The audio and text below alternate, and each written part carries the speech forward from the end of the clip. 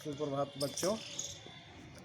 आज हिंदी व्याकरण में एक नया चैप्टर शुरू कर रहे हैं जो संबंध बोधक या प्रीपोजिशन कहलाता है।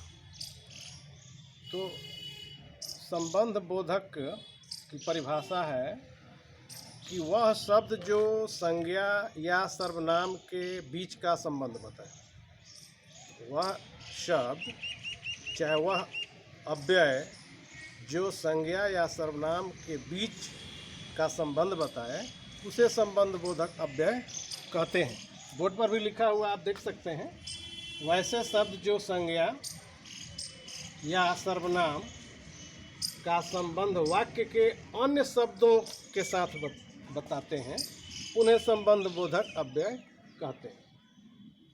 अब इसका भेद है, 3 आधारों पर इसका भेद किया गया है।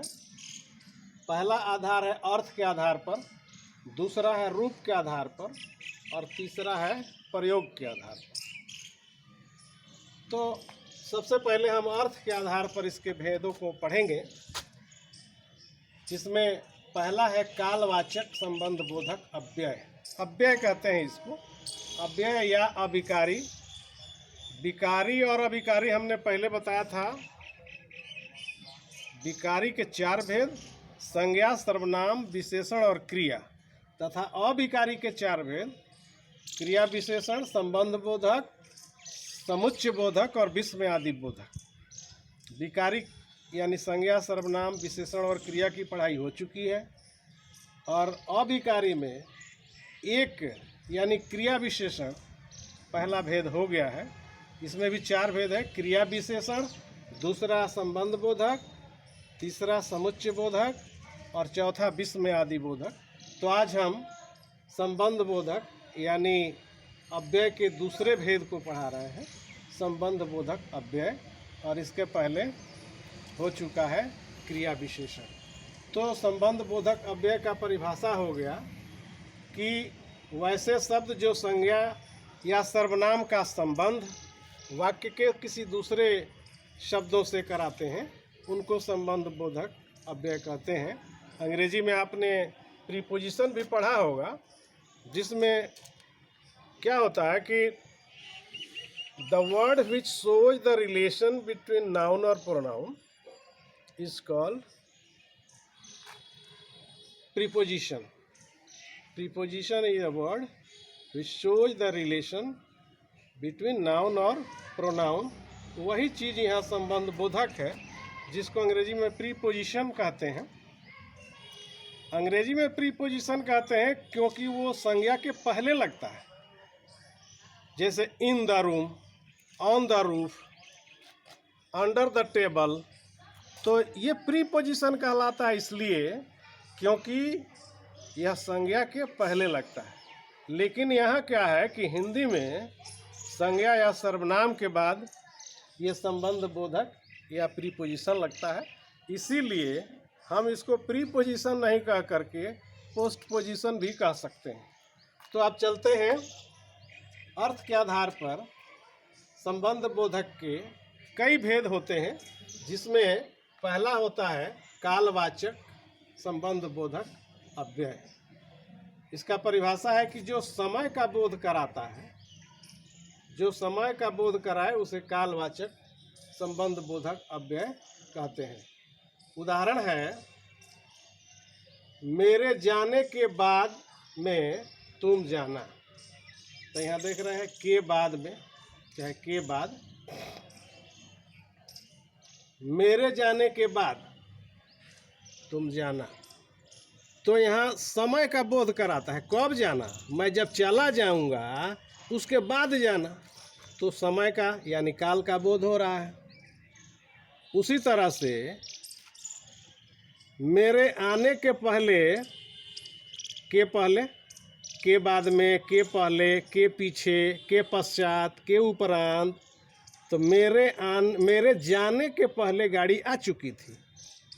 तो यहाँ समय का बोध करा रहा है कि जब मैं गया उसके कुछ देर पहले, कुछ समय पहले, कुछ काल पहले गाड़ी आ चुकी थी। तो यहाँ समय का बोध हो रहा है, इसीलिए हम कहते हैं कि यह कालवाचक संबंध बोधक अव्यय है। तो इसको याद रखना होगा, के बाद में, के पहले, के पीछे, के पश्चात, के उपरांत इत्यादि। अब दूसरा है स्थानवाचक संबंध बोधक अव्यय।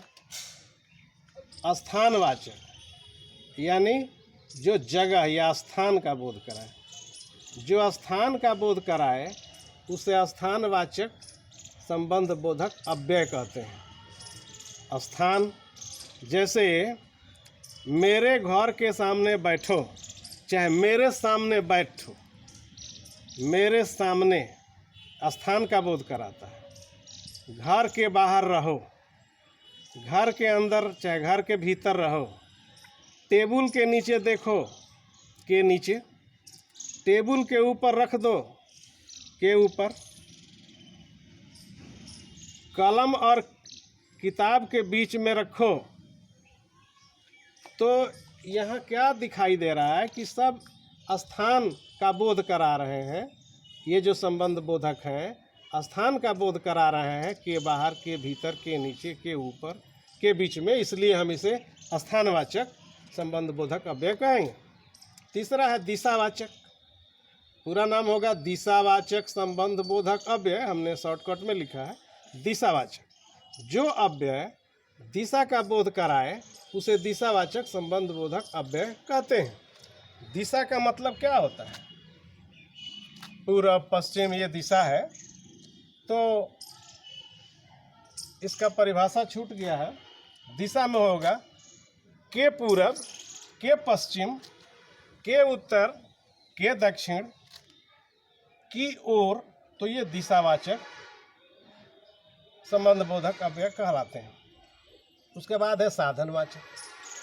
साधनवाचक अव्यय या संबंध बोधक अव्यय जो किसी भी साधन का बोध कराए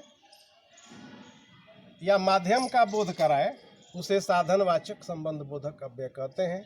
जैसे के द्वारा, जैसे वह कलम के द्वारा लिखता है, चाहे वह कलम के माध्यम से लिखता है, वह लाठी के सहारे चलता है, वह राम के मार्फत काम करता है। तो यहाँ साधन का बोध हो रहा है, कोई ना कोई साधन है के द्वारा, के जरिए, के माध्यम से। तो ये साधन का बोध कराने वाले संबंध बोधक कहलाते हैं। उसके बाद है विरोध सूचक संबंध बोधक अव्यय, जो विरोध कराए या जो विरोध या प्रतिकूलता का बोध कराए, अनुकूलता नहीं, प्रतिकूलता। जैसे के विरुद्ध, जैसे रावण के विरुद्ध राम ने लड़ाई की, तो के विरुद्ध, के खिलाफ, के प्रतिकूल, के विपरीत, ये विरोध सूचक है। जहाँ विरोध जारी हो वैसे संबंध बोधक। अब उसके बाद है समता सूचक या सादृश्य सूचक। समता यानी समानता, एकरूपता, सादृश्यता। समता या सादृश्य सूचक जो समानता का बोध कराए उसे समानता या सादृश्य सूचक संबंध बोधक अव्यय कहते हैं। जैसे के समान, जैसे राम के समान मोहन है, राम के समान मोहन है, तो राम और मोहन के बीच का संबंध दिखा रहा है। राम के समान मोहन है, अगर के समान हटा दिया जाए तो हो जाएगा राम मोहन है, तो संबंध नहीं कुछ दिखा पा रहा है। इसीलिए के समान, के जैसे, के तुल्य, के बराबर, ये समता सूचक संबंध बोधक अव्यय कहलाते हैं, या समता सूचक, समता सूचक या सादृश्य सूचक संबंध बोधक कहलाते हैं। सातवां है सहचर सूचक। जहाँ पर साथ, संग या समेत का बोध होता है वहाँ सहचर सूचक संबंध बोधक होता है। सहचर, एक साथ या संग या समेत का जहाँ बोध हो, जैसे राम संग सीता और लक्ष्मण बन गए, तो देखिए यहाँ संग, साथ का बोध हो रहा है। संग मतलब साथ या समेत। अगला है आठवां है कारणवाचक संबंध बोधक अव्यय। कारण, जो कारण का बोध कराए, कोई ना कोई कारण दिखाए, उसे कारणवाचक संबंध बोधक अव्यय कहते हैं।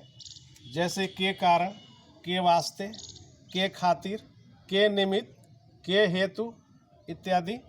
अब के कारण, तो सीता के कारण राम ने रावण से लड़ाई की। सीता के वास्ते राम लंका में गए।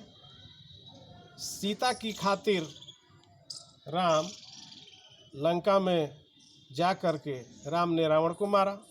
तो ये कारणवाचक संबंध बोधक हो जाएगा। उसके बाद है सीमावाचक। सीमावाचक संबंध बोधक अव्यय, जो अव्यय सीमा का बोध कराए, बाउंड्री का बोध कराए, उस सीमावाचक संबंध बोधक अव्यय कहते हैं। जैसे उस घर तक मेरी ज़मीन है, कहाँ तक, बाउंड्री कहाँ तक, उस घर तक, उस घर तक, तो यहाँ जो तक लिखा हुआ है ये सीमावाचक। उसी तरह से समुद्र पर्यंत यह ज़मीन तुम्हारी है, यानी समुद्र तक, यहाँ से समुद्र तक सारी ज़मीन तुम्हारी है। तो जो सीमा का बोध कराए वह संबंध बोधक, जो सीमा का बोध कराए उसे संबंध बोधक सीमावाचक संबंध बोधक अव्यय कहते हैं। तो अगले वीडियो में हम देखते हैं रूप के आधार पर और प्रयोग के आधार पर संबंध बोधक अव्यय के भेद।